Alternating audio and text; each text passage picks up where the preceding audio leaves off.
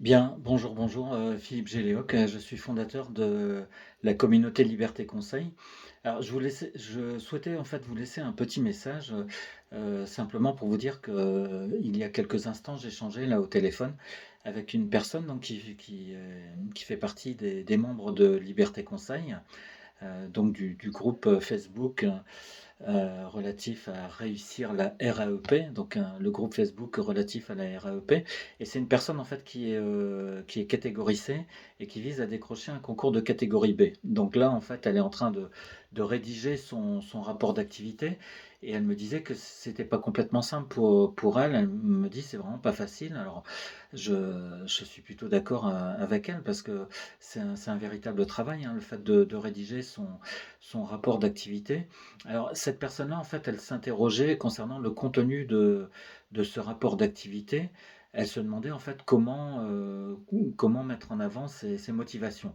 Et elle me disait, est-ce que je dois mettre en avant le fait que, on m'a dit à plusieurs reprises que j'ai une capacité d'adaptation, etc. Et je lui disais, ben, c'est pas vraiment ça. C'est-à-dire, pourquoi? Parce qu'en fait, le fait d'avoir une capacité d'adaptation, c'est ce qui relève des compétences. Vous voyez, dans la RAEP, ce sont les fameux acquis de l'expérience professionnelle. Les acquis de l'expérience professionnelle, ça peut éventuellement être justement cette capacité d'adaptation.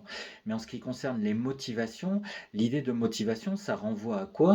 Quand on dit, bah, est-ce que tu es motivé pour te lever demain matin à 5 heures du matin, par exemple? Ça veut dire, est-ce que tu as vraiment envie de te lever à cette heure-là pour aller à la pêche, pour aller à la plage, etc., pour faire un webinaire sur la RAEP ou tout ce que tu veux. Donc, la question de la motivation, c'est la question de l'envie, vous voyez? C'est ça qui compte. Donc, il faut éviter j'allais dire, de tout confondre. C'est-à-dire qu'on a d'un côté les compétences, c'est pour ainsi dire des sortes d'éléments sur lesquels on va s'appuyer pour, à un moment donné, dire par exemple à des membres du jury ou dire à des personnes qui sont en train de lire notre rapport d'activité, pour leur dire bah, tous ces éléments-là que j'ai, pour ainsi dire, sous les pieds, vous voyez, sur lesquels je m'appuie, ce sont tout un ensemble de compétences qui font que aujourd'hui, par exemple, eh bien, j'ai envie d'aller plus loin, j'ai envie notamment d'accéder à des responsabilités plus importantes. Donc, ce qui compte, en fait, dans le rapport d'activité, vous voyez, c'est à un moment donné, effectivement, de mettre en avant ses motivations, c'est-à-dire ce qui fait qu'on a envie d'aller, par exemple, encore plus loin, envie de passer de catégorie C à catégorie B, par exemple, envie donc d'accéder à de nouvelles fonctions, envie d'avoir accès donc à d'autres responsabilités, à d'autres domaines dans lesquels on puisse s'investir, etc. Donc il s'agit de mettre en avant cette envie-là et la motivation, encore une fois, ce ne sont pas les compétences, la motivation, c'est tout simplement l'envie. Et ce qui compte surtout en fait dans le rapport d'activité, c'est de mettre en avant votre progression. C'est comment en fait petit à petit, enfin du moment où vous êtes entré dans l'administration et jusqu'à ce moment-ci où vous voulez accéder à un concours de catégorie B, quelles sont les progressions qui ont été à l'œuvre?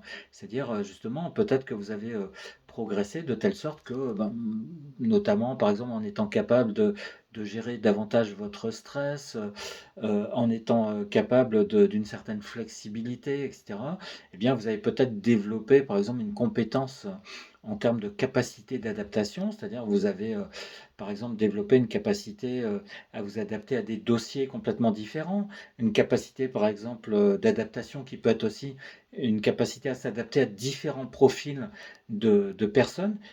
Et tout ça, vous allez le mettre en avant avec cette idée que de ce point de vue-là, notamment, c'est peut-être dans d'autres secteurs aussi ou à d'autres niveaux, donc en tout cas à tous ces niveaux-là, vous avez véritablement progressé. C'est-à-dire il y a un plus, il y a quelque chose en plus par rapport à ce que vous aviez initialement. Donc ne perdez pas de vue ce point qui est extrêmement important.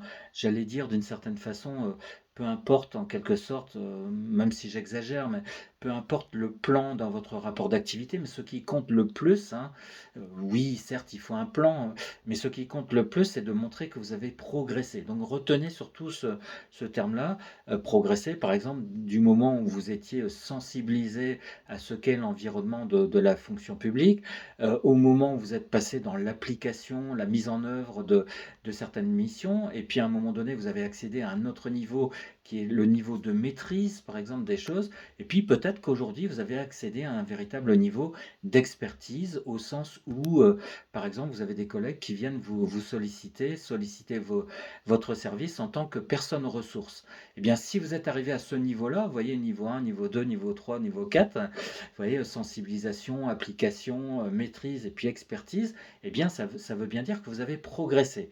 Eh bien, c'est ce genre de progression-là qu'il faut être en capacité de mettre en avant dans le cadre d'un rapport d'activité. Voilà une petite suggestion au passage, donc dans le prolongement encore d'un petit coup de fil que j'ai eu avec une personne qui est membre de notre groupe Facebook, Communauté Liberté Conseil, réussir la RAEP. À bientôt pour d'autres suggestions, d'autres conseils. Bon courage à tout le monde pour ces rapports d'activité, tous ces oraux à préparer.